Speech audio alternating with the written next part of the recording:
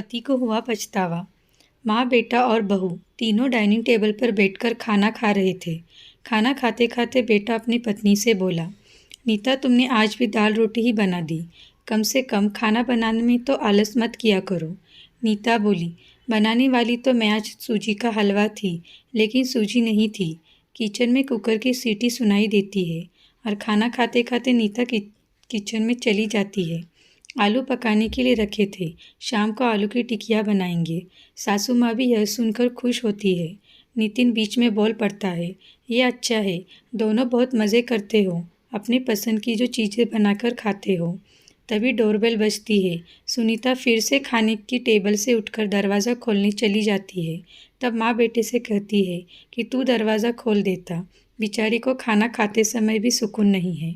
बेटा कहता है, सॉरी माँ, मैं नहीं उठ सकता, मुझे ऑफिस जाने के लिए देर हो रही है।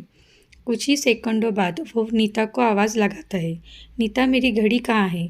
मिल नहीं रही है। नीता खाना खाते खाते ही उसे बताती है, अलमारी के ड्रॉअर में देखो। नितिन कहता है, नहीं मिल रही है। नीता फिर एक बार खाने के टेबल से उठकर उसके तरफ जाने ही वाली होती है कि सासू माँ उसे रोक लेती है और पहले खाना खाने के लिए कहती है।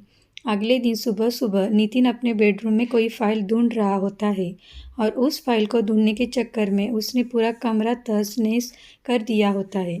नीता अपने कमरे में आकर कमरे का बुरा हाल देखती है तो नितिन से पूछती है, ये क्या कर रहे हो?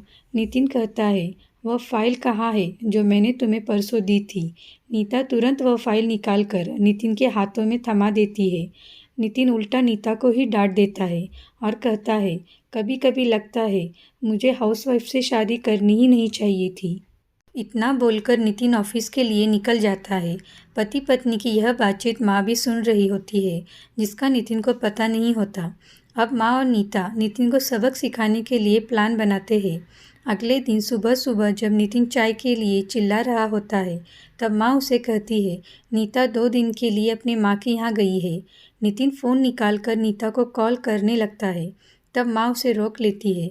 नितिन फ़ोन रख देता है और माँ से कह रहा होता है कि माँ, चाय। तभी माँ बोल पड़ती है, हाँ हाँ, 2 कप बनाना, मैं भी पीऊँगी। नितिन चाय बनाकर लाता है और माँ और बेटे दोनों चाय पी रहे होते हैं। तब माँ बोलती है, अच्छी बनाई है, लेकिन नीता जो चाय बनाती है उसमें तुलसी की कुछ पत्तियाँ डाल देती है, उसका स्वाद ही अलग आता है। बेटा, कोई नहीं, अगली बार जब तू चाय बनाएगा तो ध्यान रखना। नितिन माँ की तरफ देखता ही रह जाता है। थोड़ी देर बाद नितिन माँ से कहता है, माँ, आज खाने में मटर पनीर। माँ फिर से नितिन की बात काटते हुए कहती है, अरे वाह, आज मेरा बेटा मुझे मटर पनीर बनाकर खिलाएगा, अच्छा है। नितिन कहता है, अरे माँ, मैं तो तुम्हें मटर पनीर बनाने के लिए कह रहा था। माँ कहती है, नहीं बेटा, मेरे घुटनों में बहुत दर्द होता है, इतनी देर घंटों तक किचन में खड़ी नहीं रह सकती। नितिन ना चाहते हुए भी खाना बना लेता है। माँ देखती है कि नितिन ने दाल रोटी बनाई है। माँ नितिन से कहती है, अरे बेटा, तू तो मटर पनीर बनाने वाला था ना? नितिन कहता है, माँ, यह आसान था बनाने के लिए। माँ कहती है, नीता होती तो मुझे आज मटर पनीर बनाकर ही खिलाती, आज भी दाल रोटी ही खा लूँगी। नितिन ने पहला निवाला मुंह में रखा ही होता है तो माँ उसे कहती है, अरे बेटा, दाल में नमक थोड़ा कम है, जाकर ज़रा नमक ले आना। नितिन खाते खाते उठता है और किचन से जाकर नमक लेकर माँ को देता है, फिर अपना खाना खाने बैठता है। बीच में ही माँ खांसने लगती है और नितिन से कहती है, अरे बेटा, खाना गले में अटक गया है, थोड़ा पानी लेकर आ। नितिन फिर से खाना खाते खाते उठता है और पानी लाकर माँ को देता है। इन सब से नितिन के मुंह पर परेशानी साफ देखी जा सकती है।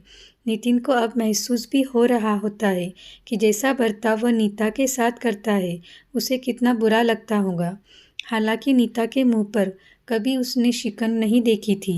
अगले दिन सवेरे सवेरे नितिन खाना बनाने के लिए सब्जियां काट रहा होता है, लेकिन उसका ध्यान सब्जियों पर नहीं होता। वह नीता के बारे में सोच रहा होता है और पछतावा कर रहा होता है कि वह कितना गलत था कि हाउसवाइफ का काम आसान होता है। तभी बेख्याली में उसकी उंगली कट जाती है, उससे खून बहने लगता है। तभी नीता उसके पास आकर उसके हाथों में पट्टी बांधने लगती है। यानी कि नीता कभी माँ के घर गई ही नहीं थी। यह तो सास बहू के प्लान का हिस्सा था, जिससे वह नितिन से छुपकर उसी घर में रह रही थी। नितिन नीता को देखकर काफ़ी खुश हो जाता है।